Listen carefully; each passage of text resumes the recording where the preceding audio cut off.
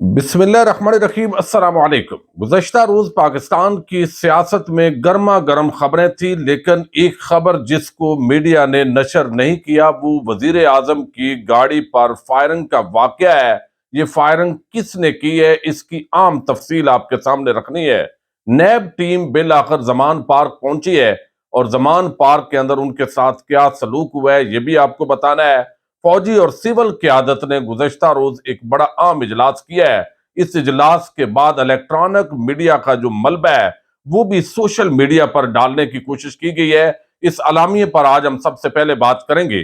گزشتہ روز آپ کو علم ہے ایپیکس کمیٹی کا ایک اجلاس ہوا اور اجلاس کے اندر اگرچہ اصولی طور پر اپوزیشن لیڈر نے بھی ہونا ہوتا ہے، پارلیمانی پارٹیز بھی ہوتی ہیں، لیکن اس وقت چونکہ تحریک انصاف کے نہ تو وزیر اعلیٰ کو اس وقت بلایا گیا تھا اور اب جو ہے وہ یہ سارے آپس کے اندر بیٹھے ہیں۔ ظاہر ہے پاکستان کو اس وقت بڑے سیکیورٹی ایشوز ہیں، باقی معاشی طور پر جو بحران ہے وہ اپنی جگہ ہے۔ اس سے پہلے آرمی چیف اور وزیر اعظم شہباز شریف کی آپس میں ملاقات ہوئی تھی اور ملاقات کے اندر باہمی مسکراہٹوں کا جو تبادلہ ہے وہ ویڈیو کے اندر ظاہر کیا گیا، لیکن اس کے ساتھ ہی جو اعلامیہ جاری ہوا ہے وہ آپ کے سامنے رکھنا ضروری ہے، چونکہ ابھی حال ہی کے اندر DGI اور وزیر دفاع خواجہ آصف وہ وزٹ کر کے آئے ہیں افغانستان سے۔ افغانستان کے اندر آپ کو علم ہے TTP جو ہے وہاں سے اس کو سہولت مل رہی ہے اور پاکستان کے اندر دہشت گردی کے حملے بڑھ رہے ہیں، تو اس تناظر کے اندر یہ ملاقات انتہائی اہمیت کی حامل ہے اور یہ بتایا گیا ہے کہ وہاں پر کچھ عام جو انٹیلیجنس بیسڈ انفارمیشن ہے وہ بھی طالبان حکومت کے ساتھ شیئر کی گئی ہے۔ جس طرح پاکستان کے اندر TTP سے پاکستانیوں کو تھریٹ ہے، اسی طرح وہاں افغان طالبان اور ان کی حکومت کو داعش جو ہے اس سے بڑا تھریٹ ہے، اور اکثر آپ دیکھتے ہیں وہاں پر اب بھی جو دھماکے ہیں وہ ہو رہے ہیں۔ اب یہ جو اعلامیہ ہے یہ بڑا دلچسپ ہے۔ اصولی طور پر تو دیکھا جائے اعلامیہ میں کہا گیا کہ اجلاس میں سیکیورٹی سے متعلق تمام منصوبوں کی تکمیل کی راہ میں حائل رکاوٹیں دور کرنے کا فیصلہ ہوا۔ پولیس اور کاؤنٹر ٹیررزم ڈپارٹمنٹ کے تمام منصوبوں کی تکمیل کی راہ میں حائل رکاوٹیں دور کرنے کا بھی فیصلہ کیا گیا ہے۔ کراچی پولیس اور سیکیورٹی کے لیے ماضی میں منظور شدہ فنڈز کی عدم دستیابی کے معاملے پر غور ہوا ہے۔ دیگر ممالک میں رائے سائبر اسپیس سے رہنمائی لینے کی تجویز کی گئی ہے۔ دیگر ممالک میں دہشت گردی سے متعلق SOPs ضابطوں سے رہنمائی لینے کی بھی تجویز پیش کی گئی ہے۔ اب آگے وہ کہتے ہیں دہشت گردی کے واقعات، سیکیورٹی فورسز کے آپریشن کے دوران میڈیا بالخصوص سوشل میڈیا کے کردار پر غور کیا گیا ہے۔ ایپیکس کمیٹی نے تجویز دی کہ مشاورت ہو تاکہ ہنگامی صورتحال میں افواہوں گمراہ کن اطلاعات کا تدارک ہو سکے۔ آپریشن کے دوران حساس معلومات بھی میڈیا پر نشر ہو جاتی ہے۔ نشر معلومات سے دہشت گرد اور ان کے سہولتکار فائدہ اٹھا سکتے ہیں۔ نشر معلومات سے سیکیورٹی آپریشن پر اثرات بھی مرتب ہو سکتے ہیں۔ نشر معلومات سے آپریشن کرنے والے افسران جوانوں کی زندگیاں خطرات سے دوچار ہو جاتی ہیں۔ اب یہ میڈیا ہاؤس اور تمام متعلقہ سٹیک ہولڈرز کے ساتھ مشاورت کے لیے بھی اس کے اندر غور و غوض کرنا اور مناسب طریقہ وضع کرنے پر بات ہوئی ہے۔ ابھی جو کراچی کے اندر اٹیک ہوا آپ نے دیکھا، میں نے اس وقت بھی جو ریگولر سنتے ہیں میں نے بتایا تھا کہ یہ انتہائی غیر ذمہ داری کا ہمارا الیکٹرانک میڈیا مظاہرہ کر رہا ہے، اور اس طرح پہلے بھی ہو چکا ہے۔ جب دہشت گرد کسی عمارت کے اندر داخل ہو جاتے ہیں تو باہر دیواروں کے ساتھ جس طرح ایک پورے مقابلے کے لیے ہماری سے رینجر فوج اور پولیس اور جو فورسز ہیں وہ کھڑی ہوتی ہیں، تو میڈیا اپنی بریکنگ نیوز کی دوڑ کے اندر وہ دکھا دیتا ہے کہ اس دیوار کے ساتھ اتنے لوگ ہیں، یہاں سے سیکورٹی نے گھیرے میں لے لیا ہے، یہ کر لیا ہے، وہ کر لیا ہے۔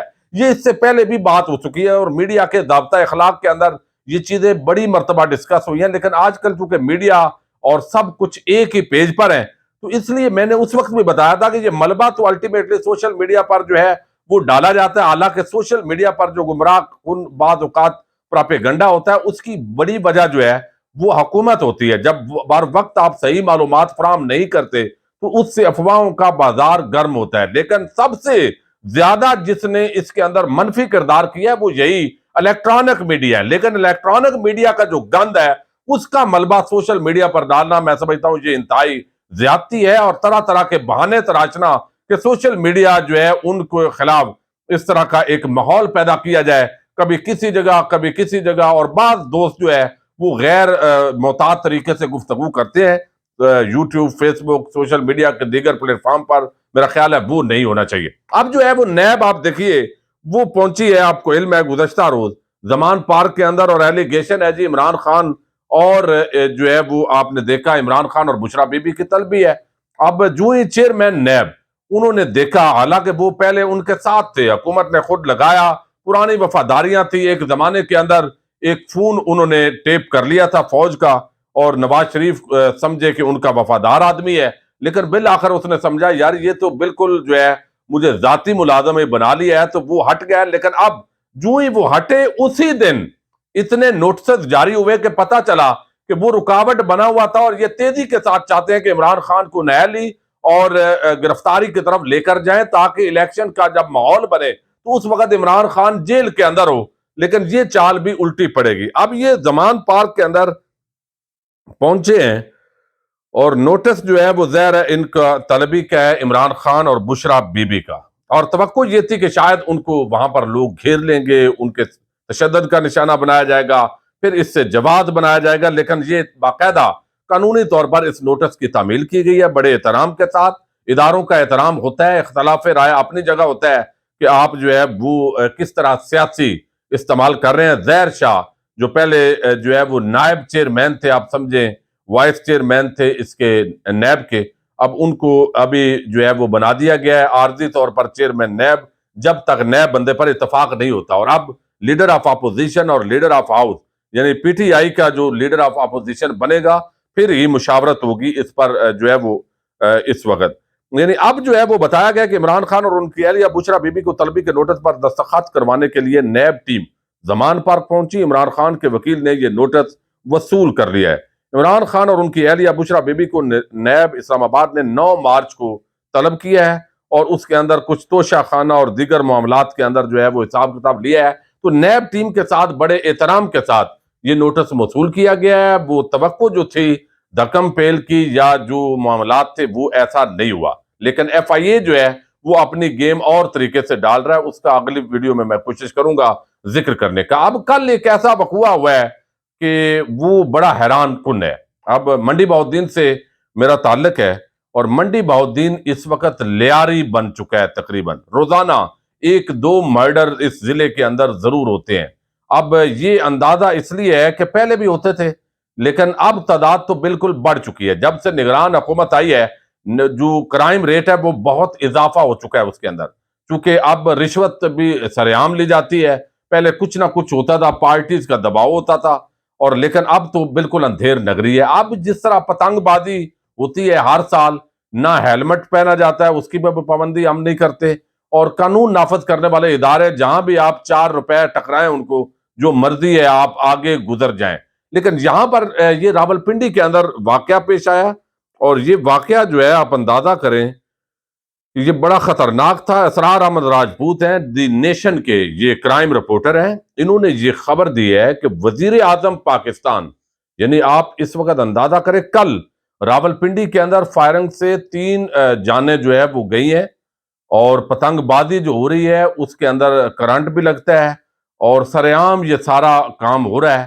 جو اس کے اندر وہ ڈوری تیار ہوتی ہے پتنگ بازی کے لیے، اس پر بھی کوئی پابندی نہیں ہے، دھات سے وہ بنتی جا رہی ہے، اور پھر وہ اس سے جو ہے وہ کافی پرابلم پیدا ہو رہے ہیں. تو کل بہت جگہوں پر راولپنڈی کے اندر فائرنگ ہوئی ہے. اب اس کے اندر جو ہے وہ کہتے ہیں کہ وزیر اعظم پاکستان سی ایم شہباز کی گاڑی پرانے ایئرپورٹ روڈ پر راولپنڈی میں منچلے پتنگ بازوں کی جانب سے کی گئی فائرنگ کی زد میں آ گئی ہے. یعنی یہ بلٹ پروف گاڑی کو متعدد گولیاں لگی ہیں، یعنی ایک آدھ نہیں، متعدد گولیاں لگی ہیں. وزیر اعظم پاکستان جو ہے اس کی گاڑی کو، اگر یہ گاڑی بلٹ پروف نہ ہوتی تو اس کے اندر جانی نقصان یقینی تھا، لیکن گاڑی چونکہ بلٹ پروف تھی تو یہ گولیاں لگی ہیں.